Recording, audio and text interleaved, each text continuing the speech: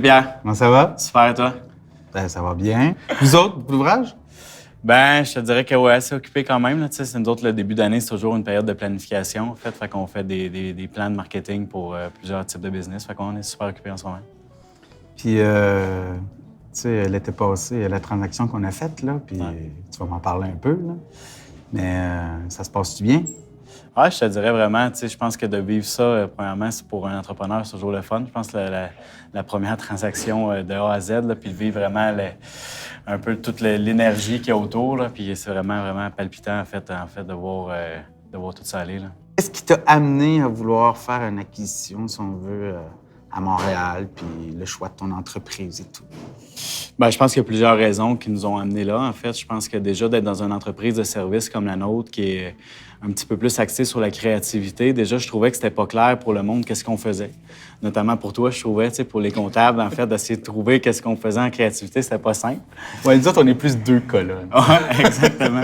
Plus débit crédit, mais en fait, je sais pas si tu te souviens, en fait, en 2012, en fait, on avait essayé de trouver une façon d'imaginer le futur pour les personnes qui nous entouraient. C'est vrai. Puis on avait partagé, en fait, ce plan-là avec nos employés, avec les différentes personnes de notre entourage, dont toi. Puis pour nous, c'était excessivement important de clarifier l'avenir de la compagnie parce que, puis moi, c'est vraiment mon rôle dans l'entreprise, c'est de m'assurer que les gens comprennent où qu'on s'en va. Puis pour nous, on avait en fait des enjeux en fait de se rapprocher de notre clientèle parce qu'on desservait déjà beaucoup de clients à Montréal. Puis on s'était rendu compte de ça, mais non seulement ça, on savait aussi qu'il y avait des plus gros clients à aller chercher à Montréal, qu'on aurait pu se faire appeler sur des appels d'offres sur invitation beaucoup plus facilement qu'à partir de Sherbrooke. Donc, tout ce cheminement-là, c'est réellement fait en équipe dans un plan. Dans un plan, je pense que le secret que j'ai eu, c'est réellement de le partager avec des personnes comme toi, en fait, pour que tu m'aides aussi à cheminer, à le challenger, à me définir là-dedans. Fait que dans le fond, c'est comme ça qu'on est abouti à vouloir acheter une entreprise. Puis nous autres, on voulait réellement pas fusionner, là, on voulait plus vraiment acheter puis imposer nos différentes valeurs dans l'organisation. L'entreprise que tu as choisie là-bas, là, avait des caractéristiques importantes pour toi, j'imagine, là. Ben, pour 724. Ben oui, puis initialement, dans notre plan, nous autres, on avait plus un target d'acheter une entreprise à maturité. Je sais pas si tu te souviens, en fait. Nous autres, on croyait réellement qu'on aurait pu trouver un baby boomer, par exemple, qui était sur le bord de la retraite, qui voulait, en fait, trouver des gens pour reprendre un peu son entreprise. Puis on a fait des essais dans ce sens-là. Puis je pense que ce qui est dur dans notre industrie en service, c'est de trouver réellement des vendeurs. Je pense que les tentatives qu'on a faites, c'est que les gens s'étaient tellement attachés à leur entreprise qu'ils voulaient réellement pas vendre. La différence qu'on a eue, en fait, avec notre acquisition de WeMarketing, c'est qu'en fait, c'était vraiment quelqu'un qui voulait vendre. Lui, il voulait pas fusionner. Fait que c'était clair d'un bout à l'autre quand il nous a approchés, en fait. Premièrement, il voulait vendre à nous. Puis deuxièmement, il nous laissait la pleine négociation là-dedans. Fait que ça faisait qu'on pouvait être dans un climat plus propice, je pense, pour la discussion. Parce que l'objectif, je pense, dans une entreprise de service, c'est de faire une transaction qui va être gagnante des deux côtés. Naturellement, je pense que le vendeur veut toujours un petit peu plus d'argent, puis l'acheteur veut toujours payer un petit peu moins cher. Ça, c'est normal. Ouais, je pense que c'est normal. Mais en réalité, je pense qu'il fallait trouver une façon de bien comprendre puis la réalité de leur entreprise. Puis je pense que qu'est-ce que David nous avait vendu, en fait, c'est qu'il allait avoir un fit entre ses équipes de travail puis les miennes. Puis ça, je peux te dire que 5 mois plus tard, c'est vraiment la réalité, là. Il y a de la complémentarité au sein des équipes, mais aussi un très, très bon fit dans les entreprises. Quand on s'est vu puis qu'on s'est assuré de... Pas que c'était parti sur deux côtés, là, mais on savait pas trop. Fait que là, on s'est assis avec les conseillers juridiques. Puis là, on a dit quel modèle qu'on veut. OK? Puis là, t'as vraiment été capable, avec ton directeur des finances et tout, de pouvoir clarifier qu'est-ce que tu voulais vraiment. Puis je pense que là, ça t'a permis d'avoir une meilleure vision dans le cadre de la transaction. Okay. Clairement. Puis en plus, j'étais parti en Islande pendant ce temps-là. C'est vrai. Je pense que le fait d'avoir arrêté un peu de travailler, ça l'a aidé aussi à voir plus clair au retour. En fait, c'est quand je suis revenu vraiment de l'Islande que j'ai plus réussi à clarifier le modèle d'affaires. Je pense que les différentes questions que tu nous avais posées nous ont permis aussi de comprendre les différents risques. Il faut s'entendre Autant que toi, tu as peut-être de la difficulté des fois à comprendre ce que moi je fais, mais je pense qu'au niveau fiscal, tu m'en apprends aussi assez régulièrement. Fait que ça nous a permis, dans le fond, d'amener un modèle qui était plus clair pour nous, puis plus simple, en fait. Je pense que c'est d'amener de la simplicité dans ce modèle-là pour pas qu'on arrive à un moment. Moi, je voulais pas de chicane non plus avec le vendeur. Je voulais que ça se fasse bien.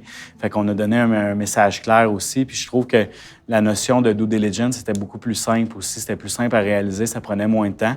Puis souviens-toi, en fait, le vendeur était quand même pressé. Lui, il avait hâte, en fait, de passer à une autre étape dans sa vie parce que lui, il se créait une nouvelle entreprise. On nomme toujours un parrain puis une marraine à la nouvelle personne qui rentre chez nous. Fait qu'en fait, au lieu que la personne me pose toutes les questions entourant sa vie quotidienne dans son nouvel emploi, bien, elle les pose en premier lieu à son parrain et à sa marraine. Fait que dans le fond, on a réussi à trouver une super bonne idée. On a fait la même affaire. On a fait la même affaire avec nos nouveaux employés, en fait, de Montréal. On leur a nommé des parrains marraines en fonction un peu des atouts qu'on voyait avec les différentes personnes pour se compléter. Fait qu'on a obligé, en fait, les gens de Sherbrooke et de Montréal d'effectuer des stages avec leurs parrains puis leurs marraines. Fait que ça a permis, en fait, aux gens de se connaître sans nécessairement avoir mon implication au day-to-day. Ça doit créer des beaux liens, ça. Oui, ça a été vraiment intéressant. Puis on s'est rendu compte vraiment au party de Noël qu'on avait réussi parce que les gens se connaissaient déjà, c'était plus facile. Puis comme tu sais, moi, mon party de Noël, on invite les familles, on invite toute la gang, puis on loue un hôtel, en fait. Fait que vraiment, le monde a eu vraiment du fun au party de Noël. Je pense que c'était un super beau moment. Tu sais, quand on a fait cette transaction-là, veux pas, en l'espace de 24 heures, c'était rendu moi leur boss, là. Fait que c'était pas évident. Ça doit pas être drôle, ça, avoir Louis-Philippe comme boss. Vraiment pas évident. Mais en même temps, tu sais, moi, je les connaissais pas, ces individus-là. Fait que c'était dur de se faire une tête. Puis, tu sais, j'ai pas eu la chance de leur faire un processus d'entrevue comme d'habitude avec des tests psychométriques, des éléments comme ça. Fait que ça se fait très rapidement, ce bout-là. Tu sais, je pense que ça se fait en bâtissant une relation. Fait que nous autres, on essaie de faire aussi certaines activités, des fois avec certains individus des deux agences pour les sortir du cadre, pour discuter avec eux. Tu sais, on est dans des entreprises de personnel, puis c'est la clé pour nous. Fait qu'on passe du temps avec nos talents, là. Maintenant t'as fait une acquisition, t'entrevois-tu en faire plusieurs autres encore? Ou, Ben, en fait, c'est quoi ta pensée là-dessus? En fait, Que je me prépare, là!